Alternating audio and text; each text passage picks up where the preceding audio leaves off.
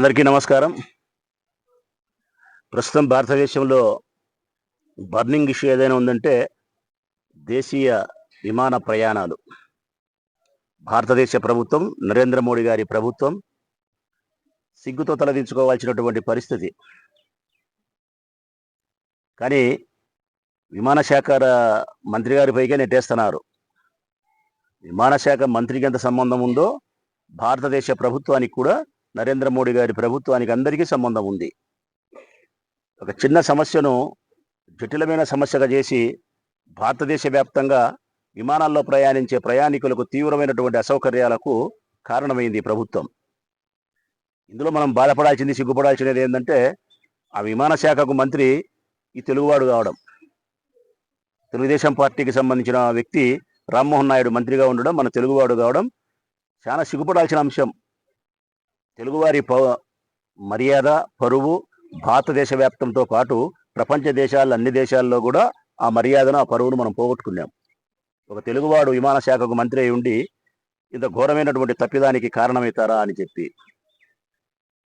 ఇది ప్రజలందరూ కూడా బాగా గమనించాల్సిన అంశం ఏంటంటే గన ఈ తప్పుకు కారణం ఏంది అంటే, ఒక సంస్థకే 70% విమానాలు నడిపే అర్హతను కల్పించడం. ఇండిగో సంస్థకు మాత్రమే దాదాపుగా 60 నుంచి 70% విమానాలు వాళ్ళే నడుపుతున్నారు, దేశీయ విమానాలు భారతదేశ వ్యాప్తంగా. ఒక రాష్ట్రం నుంచి మరొక రాష్ట్రానికి అంతా. ఒక 30%, 40% మాత్రమే టాటా కంపెనీలో మరొకటో నడుపుతూ ఉన్నాయి. ఈ ప్రైవేటు పరం చేయడం వలన ఎంత అసౌకర్యం ఏర్పడిందో ఒకసారి గమనించండి ప్రజలారా. ప్రభుత్వం విమానాలను నడుపుతూ ఉంటే సమస్య లేదు. లేదా పలు సంస్థలకు ప్రభుత్వం గన అప్పజెప్పింటే గన ఇంత ఇబ్బంది లేదు. ప్రభుత్వం నడపకపోవడము, ఒక సంస్థకే 70% విమానాలు నడిపే పరిస్థితిని కల్పించడం వలన ఇండిగో సంస్థ ఈరోజు వాళ్ళు ఆడిందే ఆట, పాడిందే పాట. ఎంత అసౌకర్యానికి గురవుతున్నారంటే ఈరోజు 10 రోజులైంది ఇప్పటికి. హైదరాబాద్ నుంచి ఢిల్లీ పోవాలన్నా, బొంబాయి పోవాలన్నా, ఇంకో చోటికి పోవాలన్నా, ఎక్కడికి పోవాలన్నా కానీ తీవ్రమైనటువంటి అసౌకర్యం. ఈ ఎయిర్పోర్ట్లు ఎట్లున్నాయని చూస్తే టీవీలలో మన పొద్దుటూరు బస్టాండ్ మాదిరి ఉంది. పొద్దుటూరు బస్టాండో, మైదుకూరు బస్టాండో మేలు. ఎర్రగుంట రైల్వే స్టేషన్ ఎట్లుంటుందో, లేకుంటే రేణగుంట రైల్వే స్టేషన్ ఎట్లుంటుందో ఆ రైల్వే స్టేషన్లను, ఆ బస్ స్టాండ్లను తలపిస్తున్నాయి ఎయిర్పోర్ట్స్ అన్ని కూడా ప్రయాణికులతో.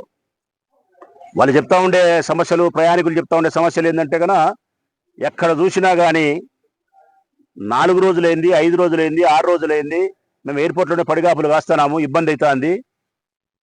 మన ఒక మహిళ ఆవేదన అయితే అసలు అది ఎవరైనా గుండెలు పిండేస్తుంది. వేరే దేశంలో భర్త చనిపోయినాడు, ఆ భర్తను శవపేటికలు పెట్టుకొని ఇండియాకి తీసుకొస్తుంది. ఇండియాకి వచ్చిన తర్వాత మరొక విమానం మారాలా, ఇక్కడి వరకు వచ్చింది. ఇండియాకి వచ్చిన తర్వాత విమానం మారడానికి 2 రోజులు ఆగిపోతే ఏంది ఆమె పరిస్థితి? ఎంత అన్యాయం! ఇంకా దారుణం ఏంటంటే సోషల్ మీడియాలో చూసినాం, ఒక పెళ్లి కొడుకు పెళ్లి కూతురు రావడానికి ఇబ్బంది అయిపోయి ఆన్లైన్లో వివాహం చేసుకున్నారు. ఒక ఊర్లో బంధువులు, తల్లిదండ్రులు, పెళ్లి కొడుకు పెళ్లి కూతురు ఒక ఊర్లో, ముహూర్తం దాటిపోకూడదు రాలేమని చెప్పి ఆన్లైన్లో వివాహాలు, శవపేటికలలో భర్తల యొక్క మృతదేహాలు, రోజులు తరబడి ఎయిర్పోర్ట్లలోనే పడిగాపులు కాసే విధానం. కొన్ని లక్షల మంది, వేల మంది కాదు, కొన్ని లక్షల మంది. దీనంతటికీ కారణం ఇండిగో సంస్థకు మాత్రమే, ప్రైవేటు సంస్థకు మాత్రమే విమానాలన్నీ, దేశీయ విమానాలు నడపడానికి కావాల్సిన స్థితి కల్పించడం. ఎందుకు ఈ సమస్య వచ్చిందంటే వ్యాపారం ద్రోహచింతన. ప్రజలారా, వ్యాపారం చేసేవాడు ఎవడైనా ఏం కోరుకుంటాడు? వారి లక్ష్యం ఏంది? డబ్బు సంపాదించాలా. అదే ప్రభుత్వం నడిపితే ప్రయాణికుల యొక్క భద్రత ప్రధానం, ప్రయాణికుల యొక్క సౌకర్యం ప్రధానం, ప్రయాణికులకు ప్రయాణించే సందర్భంలో వారికి కావాల్సినటువంటి సౌకర్యాలు, మౌలికమైన సదుపాయాలు ప్రధానం. ఇది ప్రభుత్వం ఆశిస్తుంది. ప్రైవేటు వాడైతే వ్యాపారం, ద్రోహచింతన, డబ్బు సంపాదించడమే వారి లక్ష్యం. అందుకే తక్కువ మంది సిబ్బందితో ఎక్కువ విమానాలను, ఎక్కువ ట్రిప్పులు దేశీయంగా ప్రయాణింపజేస్తుంది ఇండిగో. వారు నడుపుతూ ఉండబడిన విమానాల సంఖ్య ప్రకారము ఒక ఊరు నుంచి ఒక ఊరికి పంపే ట్రిప్పులు ఎన్నైతే ఉన్నాయో దాని ప్రకారం అయితే కనీసం అంటే ఇంకొక 2000 మంది పైలట్లు కావాలా వాళ్ళకు. ఇంకో 2000 మంది పైలట్లు కావాలా. 900 మంది పైలట్లతో వాళ్ళు విమానాలు నడుపుతున్నారు. ఒక మనిషి 8 గంటలు 4 గంటలు 5 గంటలు 6 గంటలు పని చేస్తే మెదడు సక్రమంగా ఉండి పని చేస్తాడు. వాడు తెల్లవారులు పని చేయాల్సి ప్రమాదం జరుగుతుంది. విమానం నడిపేవానికైనా కానీ మనుషుల యొక్క ప్రాణాలు గాలిలోనే కలిసిపోయే పరిస్థితి ఉంది. ఎక్కువ మంది పైలట్లు పెట్టుకుంటే 4 లక్షలు 3 లక్షలు 5 లక్షలు నెలసరి జీతాలు ఇవ్వాలి. తక్కువ మంది పైలట్లతో తక్కువ మంది ఆఫీస్ సిబ్బందితో ఎక్కువ విమానాలను ఎక్కువ ట్రిప్పులను నడపడం వలన ఈ అసౌకర్యం జరుగుతుంది కాబట్టి, ప్రమాదం జరుగుతుంది కాబట్టి మీరు సిబ్బందిని పెంచండి అని చెప్పి భారతదేశ ప్రభుత్వం చెబితే మాకు కుదరదని చెప్పి వాళ్ళు మొండికేసి భీష్మించుకొని కూర్చొని ఈ పని చేసినారు. ఇప్పుడు ప్రభుత్వం ఏం చేస్తుంది? ఒక సంస్థకి అప్పచెప్పడం, ప్రైవేట్ సంస్థకి అప్పచెప్పడం వల్ల ఏమీ పీకలేక సాధించలేక నోరు మూసుకొని భారతదేశ వ్యాప్తంగా ప్రజలకు అసౌకర్యం కలిగించి ప్రపంచ దేశాలలో భారతదేశం యొక్క విమాన శాఖ యొక్క పరువును మర్యాదను తీసి ఆ మూల గుచ్చబెట్టింది. ఇది జరిగిన తతంగం. ప్రజలారా, ఛార్జీలు ఎంత పెరిగినాయంటే హైదరాబాద్ నుంచి ఢిల్లీకి పోవాలంటే మామూలుగా అయితే 5,000 నుంచి 10,000 ఉంటుంది. ఎక్కువ రోజుల ముందు మనం బుక్ చేసుకుంటే కనుక 5,000 6,000 7,000 కూడా వస్తుంది. లేదంటే 10,000 12,000 వస్తుంది. ఇప్పుడు ₹1,00,000 అంట. ₹1,00,000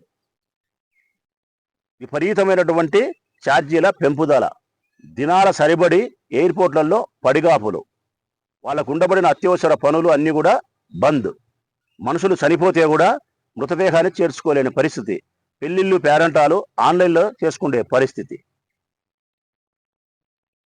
ఇది అన్నిటికీ కారణం నేను చెప్పొచ్చేది ఏంటంటే ప్రభుత్వం నడపకుండా ప్రైవేటు పరం చేయడం వలన, ఆ ప్రైవేటు పరంలో కూడా ఒక సంస్థకే అప్పచెప్పడం వలన ఈ అసౌకర్యము. దీన్ని కట్ చేస్తే, సినిమాలో చెప్తారు కదా కట్ చేస్తే అని, ఈడ కట్ చేస్తే ఆంధ్రప్రదేశ్లో మెడికల్ కాలేజీలు ప్రైవేటు పరం చేసే కూడా ఇట్లనే ఉంటుంది. సేమ్ ఇట్లనే ఉంటుంది. ఆడ కట్ చేస్తే ఇట్లనే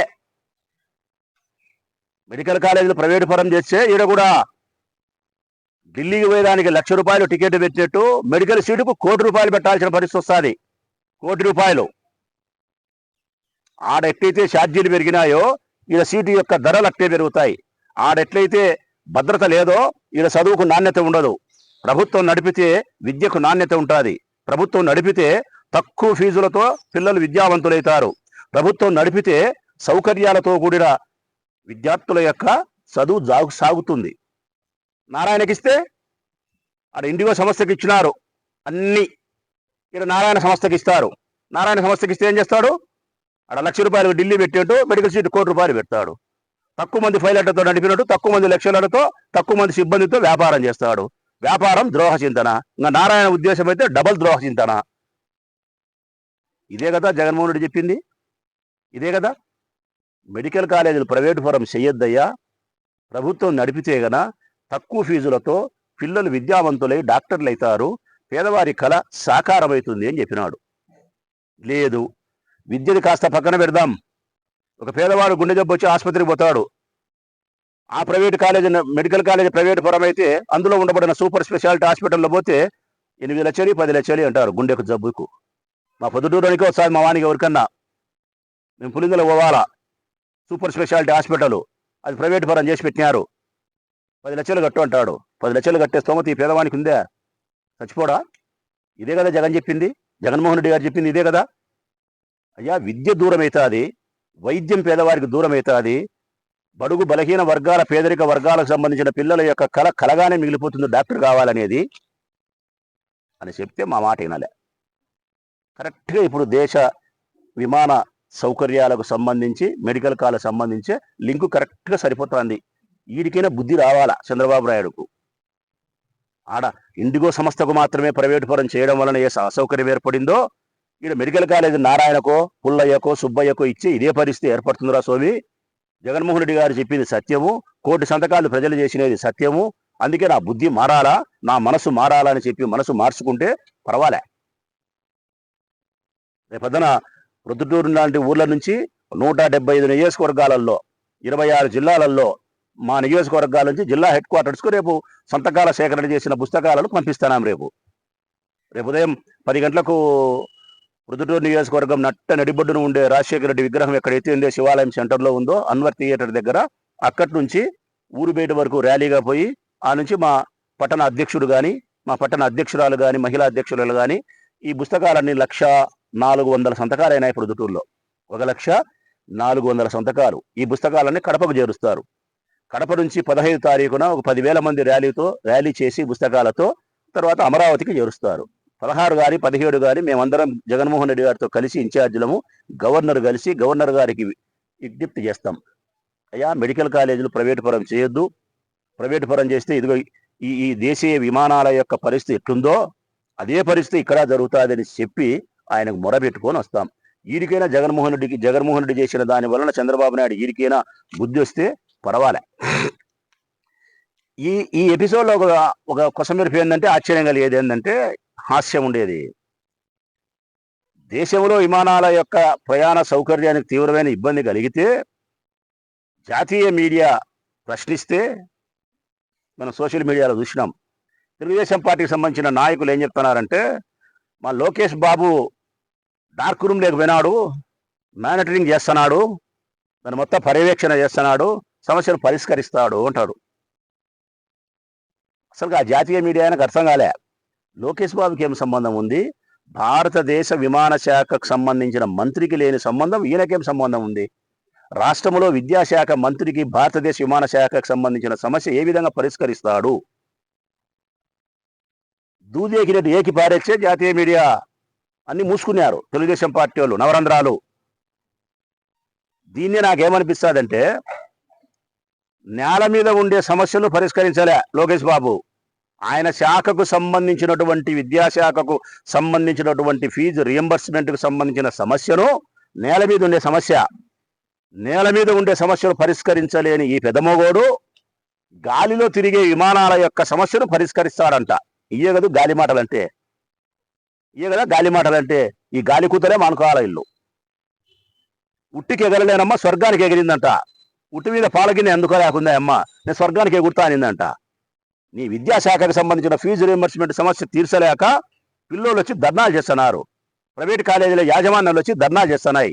మీరు డబ్బులు కట్టరా మేము కాలేజీలు మూత వేయాలా అని చెప్పి. నేల మీద ఉండే సమస్యను పరిష్కరించలేని వాడు గాలిలో ఉండే విమానాల సమస్యను పరిష్కరిస్తాడని మీరు చెప్పే గాలి కూతని ప్రజలు నమ్మాలా. ఇది తగ్గించుకుంటే ఇయే తగ్గించుకోవాల్సినది. ఈ జాకీలు పెట్టి ఎత్తుతున్నారు పైకి లేపుతున్నారు చూడి. ఎన్ని జాకీలు పెట్టి లేపినా కానీ లోకేష్ బాబు పరిస్థితి అంతేరా నాయన స్వామి అని చెప్తున్నాం మేము. పండిత పుత్ర పరమసుంఠ. ఇంకా లోకేష్ విషయంలో ఇంతే. మీరు జాకీలు పెట్టు, ఎన్నెన్న పెట్టు, ఏమన్నా పెట్టు, ఇంక మనవాడు ఆడికే. ఇది మానుకొని నరేంద్ర మోడీ గారి ప్రభుత్వము భారతదేశంలో విమాన ప్రయాణాలు చేసే ప్రతి ప్రయాణికునికి సమాధానం చెప్పాల్సిన బాధ్యత ఉంది. ఇది ఒక రామ్మోహన్ నాయుడు మంత్రికి మాత్రమే పూసే ప్రయత్నం కాదు. రామ్మోహన్ నాయుడు అయితే మాత్రం ఇమ్మీడియట్గా ఏమాత్రమే కానీ ఆయనకు మర్యాద, సంస్కారము, నైతిక విలువలు ఉంటే ఆయన శాఖకు రాజీనామా చేయాల్సిన బాధ్యత ఉంది. కారణం, ఒక రైల్వే మినిస్టర్గా లాల్ బహదూర్ శాస్త్రి పనిచేసినప్పుడు ఒక్క రైలు ప్రమాదం జరిగితే ఈ ప్రమాదానికి ఆ శాఖకు సంబంధించిన మంత్రిగా నేను బాధ్యత వహిస్తానని చెప్పి రాజీనామా చేసినాడు. ఇది భారతదేశంలో ఉండే రాజకీయ నాయకులకు స్ఫూర్తిదాయకమైన అంశం. ఆయనను ఆదర్శంగా తీసుకోవాలా. ఈడట లేరు భారతదేశంలో ఇప్పుడు రాజకీయ నాయకులు. చేసిన తప్పులన్నీ ఇల్లే చేస్తారు, సర్వ పాపాలు ఇల్లే చేస్తారు, పనికి మాలిన పాపర పనులన్నీ ఇల్లే చేస్తారు. పదవి మాత్రం పట్టుకొని ఊగులాడుతానే ఉంటారు. ఎందుకంటే ఆ పదవే వీళ్ళకి శ్వాస.